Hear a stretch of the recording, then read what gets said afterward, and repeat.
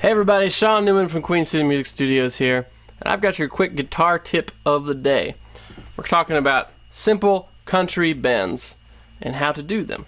So the licks I just played are mostly about bending the second note of the chord of the scale up to the third note of the scale. So that we have a chord. We have two notes of a chord, at least, sometimes three, and we're in the key of G. So I'm going to show you some licks based around this position here, in the key of G, and we're going to learn how to go between the most common chords in the key of G, G, C, and D, the 1, 4, and 5. And so we're out of this position, which is sometimes known as the D shape. It's, you know, this open D chord here. It's that same shape. It's the second inversion, so it's got the fifth of the chord in the bass. And we're here on the 7th fret, 8th fret, and 7th fret, the top three strings. So, like that. And we're just going to show you some real simple bends. So, a good place to start here is up here on the 10th fret.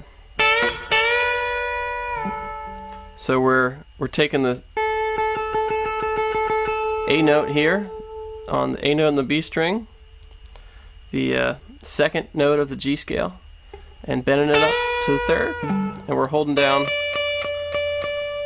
This is the fifth of this scale, the D note, and bending it until you have two notes of the G chord.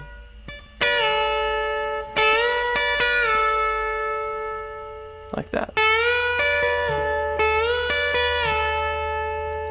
And there's a super common country lick that's based off of that, which involves the fourth note of the scale, or the C note here on this high E string.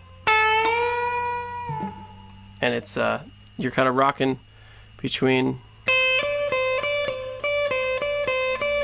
these two notes, the C and the D.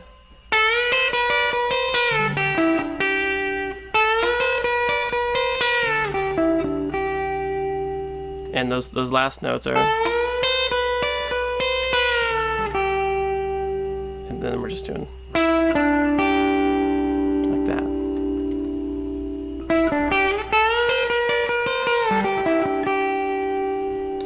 And so we don't even have to move our hand from this position to play in C, to play our C lick. It's the same bend. We're bending the second note of the C scale up to the third. So from this G here, we can rock our middle finger down to cover these two strings, the first and the fifth. This C and G here, and leave our index finger where it is. That's not exactly a chord, but if we bend with our index finger,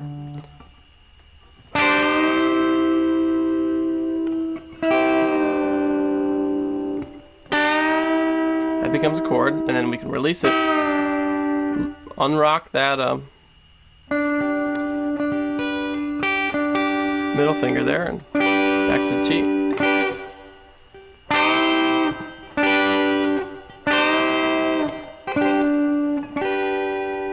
And now to do that in C, you could move this whole operation up if you like. Let me do this in D. Or let's say we're going from the G chord to the D chord, and in the G chord we're doing this bend right here. As we release it, it becomes a D chord, two notes of the D chord. D and A here.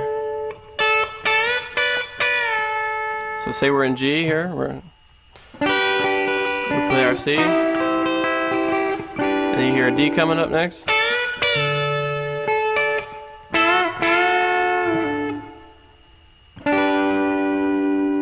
Just like that. So you can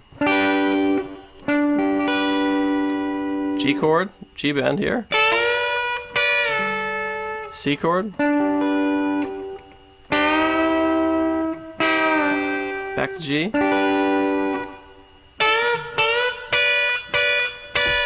up to D there, and then do that bend. The same bend as the C, just up 2 frets.